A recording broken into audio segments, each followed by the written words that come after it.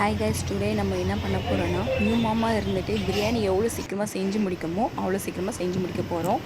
இப்போ என்னென்னா பட்டை, கிராம்பு, சோம்பு எல்லாமே இப்போது எண்ணெயில் போட்டுடலாம். ஸ்டவ்வை ஆல்ரெடி ஆன் பண்ணிட்டேன்.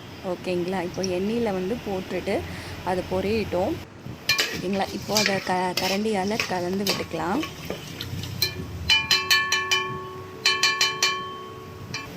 அப்புறம் நான் ஆனியன்ஸை வந்து ஆல்ரெடி கட் பண்ணி வச்சதுனால அதையும் போட்டுருவோம். போட்டுட்டு ஆனியன் தான் ரொம்ப டைம் எடுக்கும். ஆனியன் நல்லா ப்ரௌனிஷ் கலரில் வர வரைக்கும் நம்ம அதை ஃப்ரை பண்ணி எடுக்கிற வரைக்கும் அந்த இது எண்ணெயிலே பொரியட்டும். ஓகேங்களா,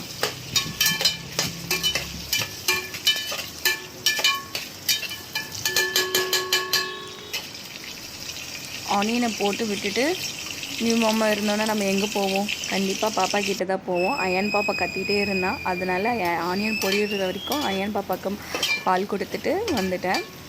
இப்போது ஆனியனை பார்க்க திரும்பி வந்துட்டேன். ஆனியனை ரொம்ப நல்லா ஃப்ரை ஆகிட்டுருக்கு. நல்லா ப்ரௌனிஷ் கலரில் வந்துட்டு அப்புறம் கொஞ்சம் லைட் போடாமல் நான் வீடியோ எடுத்துட்டேன். இப்போ நான் லைட் போட்டுட்டேன். ஓகேங்களா,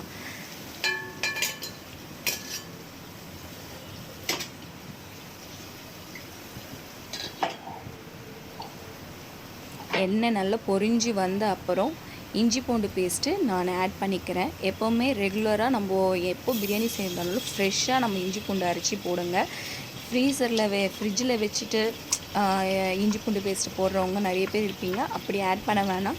ஃப்ரெஷ்ஷாக அரைச்சி போட்டிங்கன்னா உங்களுக்கு அந்த பிரியாணி டேஸ்ட்டு நல்லாயிருக்கும். இது காலங்காத்தால் நான் செய்கிறேன். ஏன்னா ஆஃபீஸ்க்கு வந்து கட்டி கொடுக்கறதுக்காக நான் இது பிரியாணி சீக்கிரமாக செய்கிறேன் பாப்பா வச்சுக்கிட்டு. இது கூட நான் கத்திரிக்காய் பச்சடியும் செய்ய போகிறேன். செய்ய முடியுமான்னு தெரியல. சீக்கிரமாக செஞ்சு முடிகிற வரைக்கும் பார்ப்போம். இப்போ இஞ்சி பூண்டு பேஸ்ட்டு ஆனியனோடு மிக்ஸ் பண்ணி நல்லா கிளறி விட்டுக்கோங்க.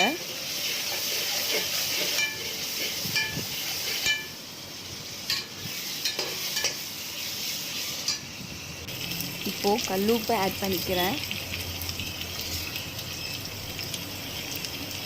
இப்போ கொஞ்சம் ஆட் பண்ணிக்கலாம். அப்புறமா லாஸ்ட்டாக வேணும்னா ஆட் பண்ணிக்கலாம். அப்புறம் நீட்டமாக 4 தக்காளி ஆட் பண்ணிக்கிறேன். அப்புறமா கொத்தமல்லியும் புதினாமையும் நான் ஆட் பண்ணிக்கிறேன். இது எல்லாமே ஒன்றா நான் போட்டு மிக்ஸ் பண்ணிவிடுவேன். ஏன்னா நான் வரத்துக்கு எப்படின்னு தெரியல. பாப்பா கண்டிப்பாக கற்றுவான். ரொம்ப நேரம் யார்கிட்டையும் இருக்கவே மாட்டான்.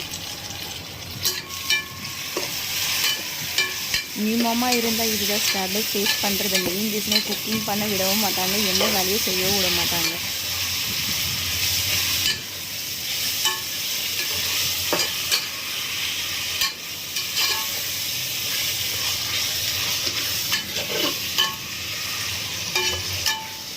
தக்காளி, புதினா, கொத்தமல்லி, ஆனியன், ஜிஞ்சர் கார்லிக் பேஸ்ட் எல்லாமே மிக்ஸ் ஆகணும். அந்த தக்காளியை வந்து கொஞ்சம் அப்படியே நான் கரண்டியாலேயே நசுக்கி விட்டுக்கிறேன்.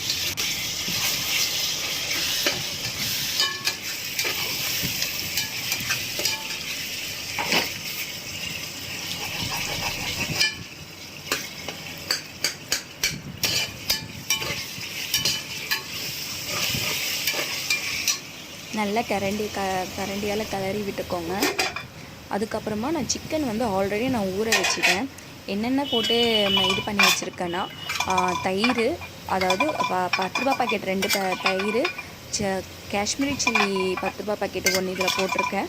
அப்புறமா தேவையான அளவு கொஞ்சமாக உப்பு போட்டு இதை வந்து நான் 1 ஹவர் கிட்ட இந்த சிக்கன் வந்து இதில் இருக்குது. இப்போ இதையே நான் எடுத்து இதில் ஆட் பண்ணிக்கிறேன். தயிர் போட்டதுனால நம்ம லெமன் போடணும்னு அவசியம் இல்லை. ஓகேங்களா,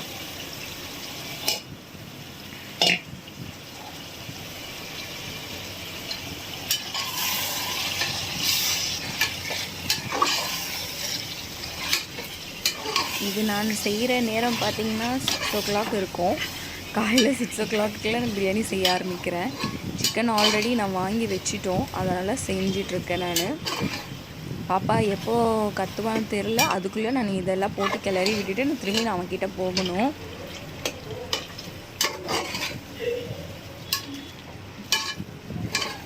நல்ல சிக்கனையும் அந்த இதுலேயே மிக்ஸ் பண்ணி விட்டுடுங்க. இது நல்ல சிக்கன் கொஞ்சம் இதுவானோடனே அப்புறமா பச்சை மிளகாய், ஏன்னா நான் காஷ்மீரி சில்லி தான் போட்டிருக்கிறதால காரம் அவ்வளோவா இருக்காது, அதனால் ஒரு 10 பச்சை மிளகாவை இதில் ஆட் பண்ணிக்கிறேன்.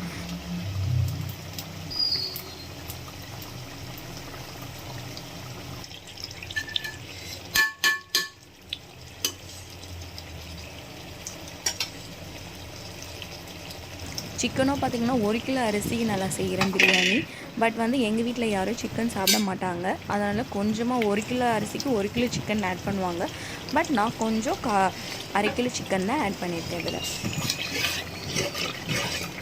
அப்புறம் கொஞ்சம் தயிர், ஆல்ரெடி 2 பேக்கெட் தயிர் இதில் நான் சிக்கனில் போட்டு மேக்னேட் பண்ணி வச்சுருக்கிறதுனால அதையும் போட்டுட்டேன். கொஞ்சோண்டு லைட்டாக தயிர் ஆட் பண்ணியிருக்கேன். இப்போ திரும்பி எல்லாத்தையும் நான் மிக்ஸ் பண்ணி விடுறேன்.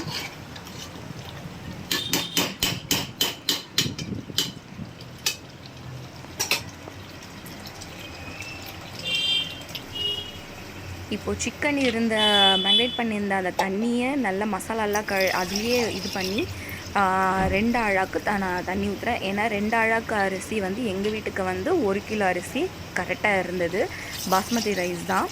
அதனால் 2 அழாக்கு தண்ணியை நான் ஆட் பண்ணிக்கிறேன்.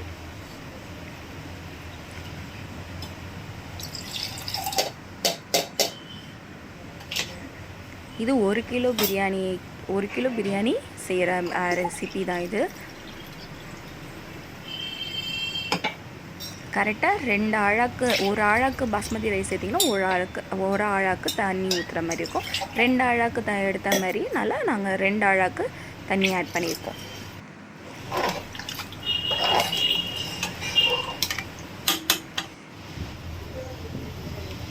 எல்லோரும் லாஸ்ட்டில் நெய் ஊற்றுவாங்க. நான் லாஸ்ட்டில் நெய் ஊற்றுறதுக்கு டைம் இருக்குமான்னு தெரியாது, அதனால தான் நான் முன்னாடியே நெய்யை ஊற்றிடுறேன்.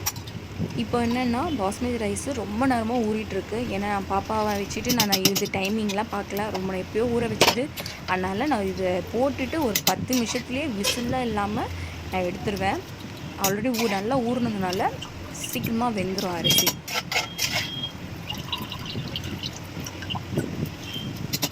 நான் இதை உள்ளே போட்டு நான் அழுத்தலை அரிசியை, மேலோட்டமாக அப்படியே அரிசியை போடுறேன். கீழே கறி எப்படியோ தேங்கிடும்.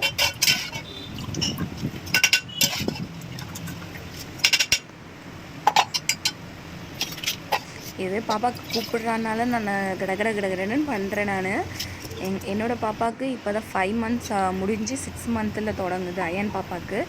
அதனால் கண்டிப்பாக அவன் யார்கிட்டையும் இருக்கவே மாட்டான்.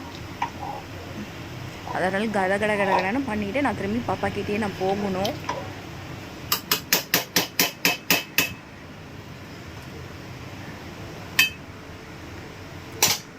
அரிசியை போட்டு இது பண்ணிவிட்டு ரொம்பலாம் மிக்ஸ் பண்ணாமல் லைட்டாக மிக்ஸ் பண்ணிவிட்டு விசிலில் போட்டுட்டு நான் குக்கரையும் நான் க்ளோஸ் பண்ணிட்டேன். போட்டுட்டு ஸ்லோ பண்ணிவிட்டேன். இப்போது நான் ஒரு 10 மினிட்ஸ் கழித்து விசிலை எடுத்துருவேன். 10 மினிட்ஸ் போதும்.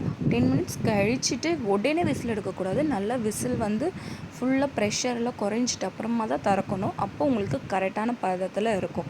இது வந்து 10 நிமிஷத்தில் நான் பிரியாணி வந்து தம் பண்ணி எடுத்த மாதிரி தான் இருக்கும். ஏன்னா மெயின் ரீசன் வந்து அரிசி வந்து ரொம்ப நேரமாக ஊறிட்டுருக்கு, அதனாலேயே நல்லா வெந்துடும். நீங்கள் அரிசி வேகலை எல்லாம் வேகாமல் இருக்கும் அப்படிலாம் நினைக்க வேணாம்.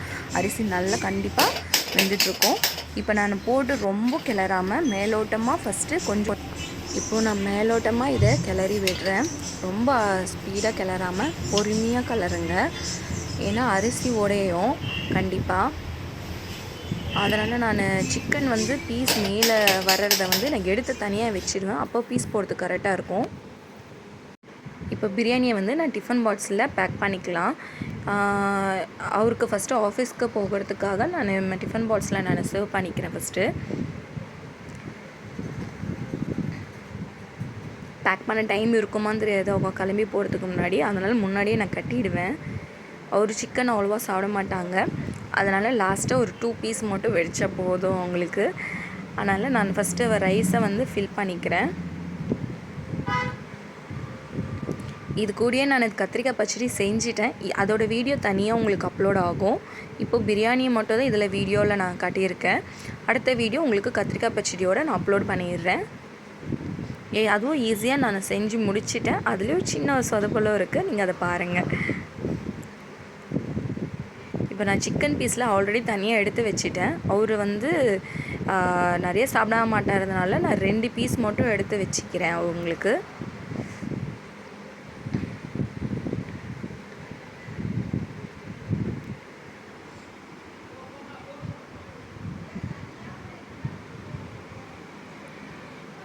இப்போ டிஃபன் பாக்ஸில் ரெடி பண்ணிட்டேன். இப்போ நான் சீக்கிரமாக எழுந்து சமைச்சதுனால எனக்கும் பசிக்குது, அதனால் நானும் என் தட்டில் சேவ் பண்ணிக்கிட்டேன். பிரியாணி ரெடி ஆகிடுச்சு. நான் இப்போ எனக்கு ஒரே ஒரு பீஸ் போதும். பாப்பா தூங்கிட்டா நல்லா. இதுதான் நம்மளுக்கு சாப்பிட்ற நேரமாக இருக்கும் கரெக்டாக.